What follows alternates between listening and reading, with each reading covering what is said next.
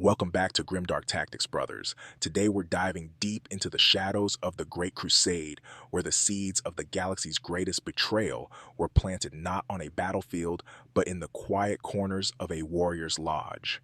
What I'm about to show you will change how you see the Lunar Wolves forever, because while Horus was fighting Xenos on the surface, a far more dangerous war was being waged in the darkness below, a war that would damn the galaxy itself.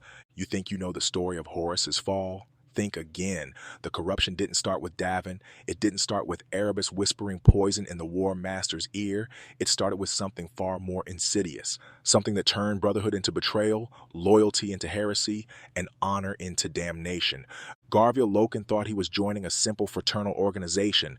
The Warriors' Lodge of the Lunar Wolves seemed harmless enough, a place where rank meant nothing, where battle brothers could speak freely without the chains of command structure. But Lokan had no idea he was stepping into a web that had been spun across the galaxy by the Wordbearers themselves. Picture this: you're one of the Emperor's finest warriors, genetically perfected, mentally conditioned, utterly loyal. But even you crave something more than endless war. You want brotherhood, you want meaning beyond the next battlefield.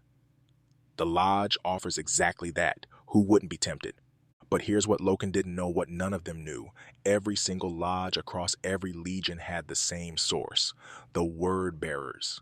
Erebus and his fellow chaplains had seeded these organizations like a virus through the Astartes, creating networks of influence that bypass normal command structures entirely. Think about the genius of it. You don't corrupt the Primarch first. That's too obvious, too direct. Instead, you corrupt the captains, the sergeants, the rank and file. You create parallel power structures. You make warriors feel special, chosen, part of something greater than their legion. And slowly, gradually, you introduce new ideas. The lodge meetings weren't just social gatherings. They were indoctrination sessions. Warriors who would never question a direct order found themselves debating philosophy, questioning imperial doctrine, considering alternative viewpoints, all in the name of brotherhood and free thought. Lokan sensed something was wrong from the beginning.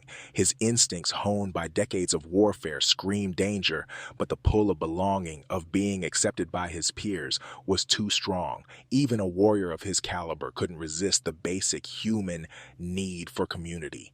And that's what makes this so terrifying. The corruption didn't come through force or obvious temptation. It came through the very thing that makes the Astartes strong: their bonds of brotherhood. The Wordbearers weaponized loyalty itself. But the Lodge was just the beginning. While this spiritual poison spread through the legions, Horus faced his own trials on the nightmare world called murder. Imagine a planet where the very environment wants you dead. Storms that can shred power armor, communication blackouts that last for days, an ecosystem so hostile that even the Astartes struggle to survive. That was murder. And it was about to become Horus's first taste of failure. The mega Arachnids weren't just another Xenos threat. They were something far worse: a biologically engineered weapon designed by an intelligence that understood warfare better than the Imperium ever would. These weren't mindless beasts driven by instinct. They were living weapons, each one the size of a battle tank, moving with perfect coordination, striking with surgical precision. The Blood Angels, Emperor's Children, and Lunar Wolves, three of the most elite legions in the galaxy, found themselves trapped in a meat grinder. Warriors who had conquered worlds struggled to hold a single hill. Companies that had never known defeat were ground down to squads, then to individual survivors fighting desperately just to stay alive. And through it all, Horus watched his sons die. The War Master, who had never known defeat, who had brought hundreds of worlds into compliance, found himself helpless against an enemy that refused to fight by the rules of civilized warfare. This is where we see the first cracks in Horus's psyche.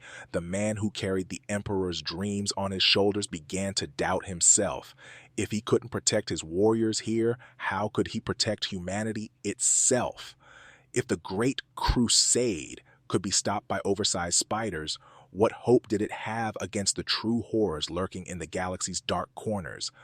The loss of Sejanus haunted him. His inability to coordinate the legions effectively tortured him. For the first time in his existence, Horus felt truly alone. The Emperor was distant, focused on his mysterious projects on Terra. The other Primarchs were scattered across the galaxy, fighting their own wars. The weight of the Great Crusade rested entirely on his shoulders, and it was crushing him. But then salvation appeared in the most unexpected form, the Interrex, a multi-species confederation that had not only survived the Age of Strife, but had actually thrived.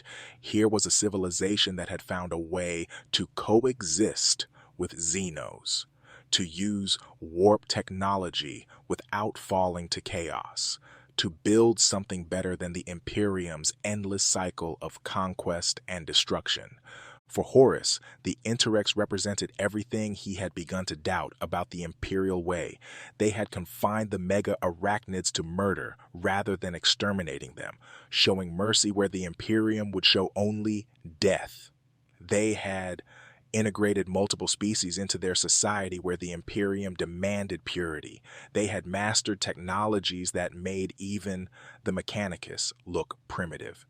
The diplomatic meetings between Horus and the Interrex were unprecedented. Never before had the Imperium attempted genuine negotiation with a Xenos-aligned power. Never before had a Primarch sat down as an equal with representatives of another civilization. These talks represented a potential turning point in galactic history, a chance to prove that the universe didn't have to burn for humanity to survive. Horus began to see another path forward. Maybe the Great Crusade didn't have to end in total victory or total annihilation. Maybe there was room in the galaxy for different ways of life, different approaches to survival. Maybe his father's vision was too narrow, too absolute. But while Horus dreamed of a better future, Erebus was busy destroying it. The Wordbearer chaplain moved through the diplomatic mission like a plague, spreading doubt and suspicion wherever he went. He studied the Interrex, learned their strengths and weaknesses, identified the perfect way to turn potential alliance into inevitable war. The Anathem, a sentient weapon of incredible power, called to him from the Interex museum. This wasn't random theft. This was calculated sabotage designed to ensure that the Imperium and the Interrex could never coexist. Erebus knew exactly what he was doing when he stole that blade. He was ensuring that Horus would have no choice but to destroy yet another potential ally. The moment the Anathem disappeared, everything fell apart. The Interrex, who had extended trust to the Imperium despite every reason to fear them, realized they had been betrayed. The careful diplomatic progress collapsed into violence and bloodshed. Another chance for peace died in the fires of war. Horus was devastated, not just by the loss of a potential ally, but by what it represented. Even when he tried to find a better way, even when he attempted diplomacy instead of destruction, it all came to nothing. The galaxy seemed determined to force him back onto the path of endless war. What Horus didn't realize was that this wasn't random bad luck or the inevitable result of cultural differences. This was deliberate sabotage by the very people he trusted most. His own sons, his own chaplains, his own brothers in the lodge were working against everything he was trying to achieve.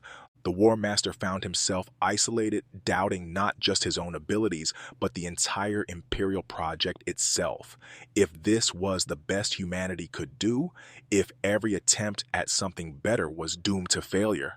And then maybe his father's vision was flawed from the beginning.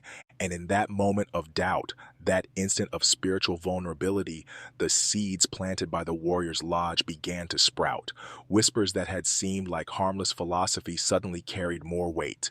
Questions that had been abstract became urgent. Alternatives that had been theoretical became necessary.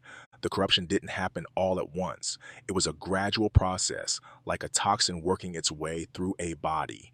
Each failure, each disappointment, each moment of isolation made Horus more susceptible to the poison that Erebus and his co-conspirators had been feeding him.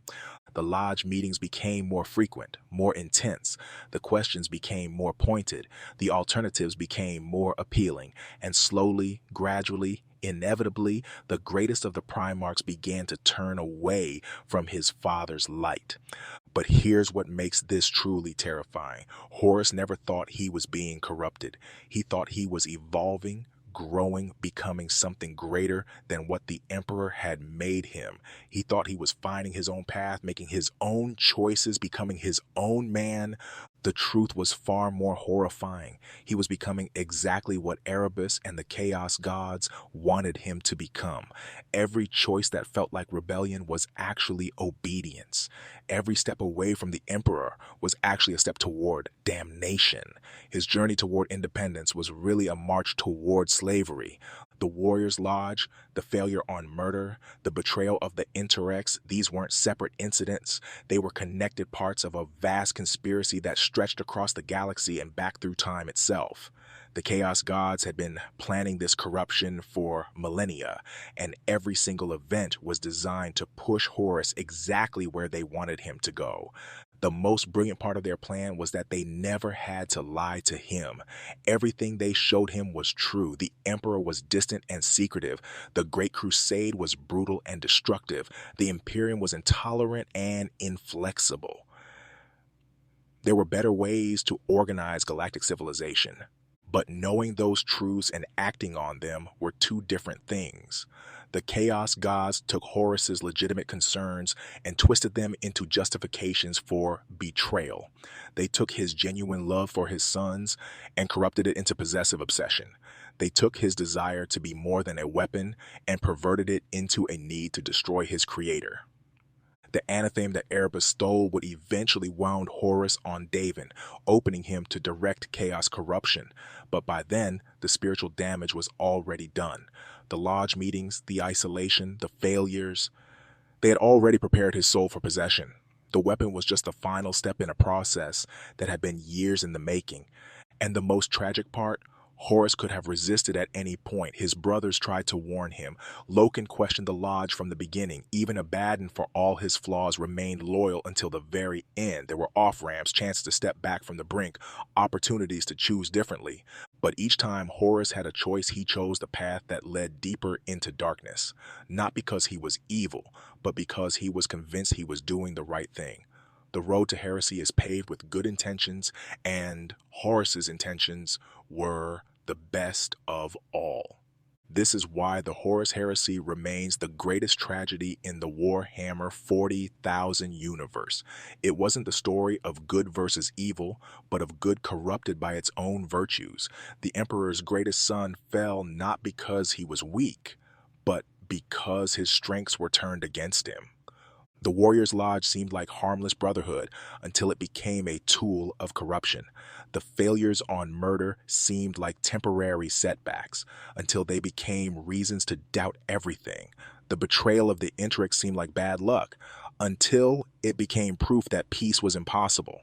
Every step down the path of corruption seemed reasonable at the time. Every choice seemed justified by circumstances. Every betrayal seemed like the only option available.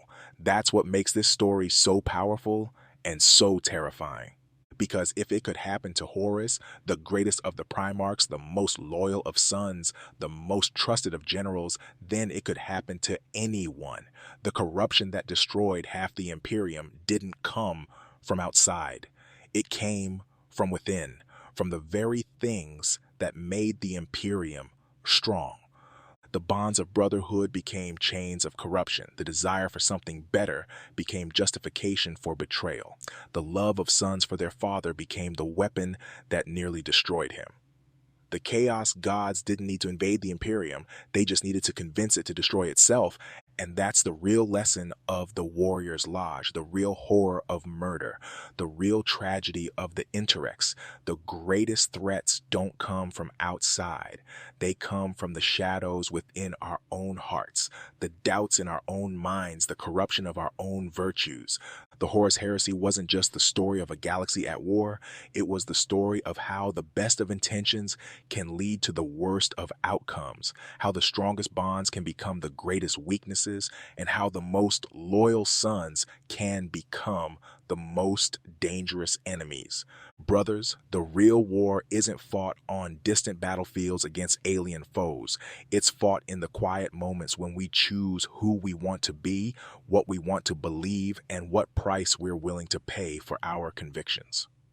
The War Master learned that lesson too late, but we don't have to.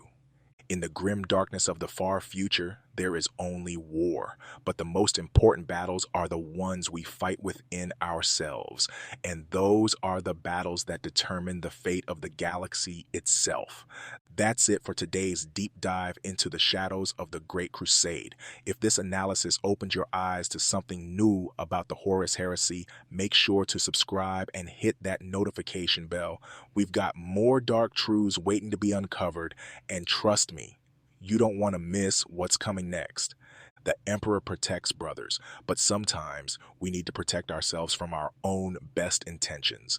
Until next time, this is Grimdark Tactics, reminding you that in the grim darkness of the far future, the greatest enemies are the ones we create ourselves.